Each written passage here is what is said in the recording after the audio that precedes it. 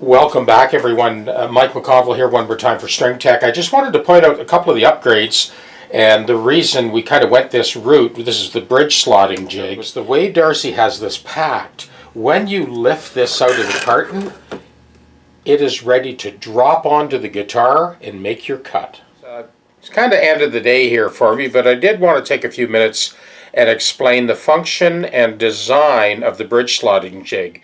We've got a couple more going out this week. So one of the changes is we have switched to a solid aluminum rail as opposed to the U-channel. Now the U-channel works just fine, no issue with it. The solid rail definitely lends a little bit more stiffness to the plate. These rails are designed so that you can actually calibrate them. So obviously you want the plate so it slides smoothly without any looseness or tightness. In some cases I have actually loosened the plate off a little bit to be able to twist the router a little bit and open up that slot just a little bit wider. So the idea of having these tapped into the plate is that you can actually calibrate the sliding action of the rail by pulling it in a little bit tighter. The holes in the solid stock are very slightly oversized, and this allows you to adjust the sliding action of the plate or the router. So I've just tightened up that sliding action a little bit. This is the centering pin for the cutter, and this plate is a duplicate of the Bosch Colt router base. So that's where our cut starts in this case, and that's where our cut ends. And this gives you a nice controlled sliding action, no apparent looseness, no apparent tightness. These steel clips determine the start and finish of the cut. And the actual plate itself is engraved with the words front and rear.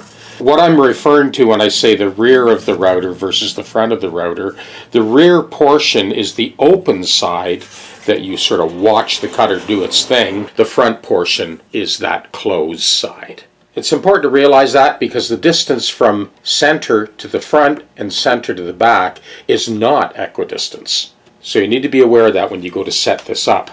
You'll have physical evidence anyway. You're going to be able to see that trajectory from the start to the finish of the cut.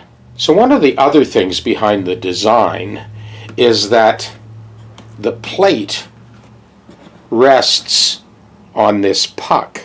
As soon as that plate is flattened onto the puck, that guarantees that the cutter is 90 degrees to the top surface of the bridge. Now that sounds like an obvious thing, but when you think about it for a second, acoustic guitars in general are deeper at the tail block and gradually taper towards the neck. So these threaded rods are loose enough in the slots for the padded angle on the bottom to conform to that slant in the sides from thicker to thinner. This is just finger tightened. The other thing about having the pucks at the intersection of the sides and the top and the kerfing, that is the stiffest part of the acoustic guitar.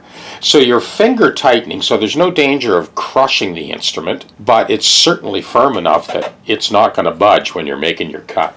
So in closing, it's really the universality. So whether it's a parlor guitar, a jumbo guitar, a dreadnought guitar, a classical guitar, the function of this bridge slotting jig is to be able to get the job done safely, quickly, efficiently, every time.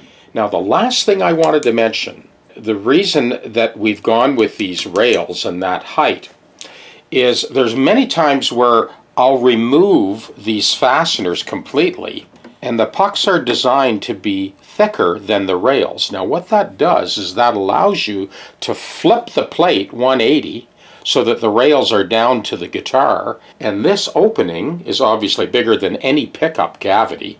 It allows you to straddle an existing pickup cavity with a shallow top-bearing router bit and skim that existing cavity a little bit deeper. Now in the case of following a template, well, that's pretty easy to do too. If you have any of these plexiglass or Baltic birch templates for cutting a telly or a Strat or a humbucker cavity, You can tap this plate on either side to hold your template in place, just like you do for bridge slotting. You can quickly line it up and cut a tele pickup cavity or a humbucking pickup. You get the idea. And that kind of wraps up the newer version of the bridge slotting jig. Cheers. Thanks for tuning in.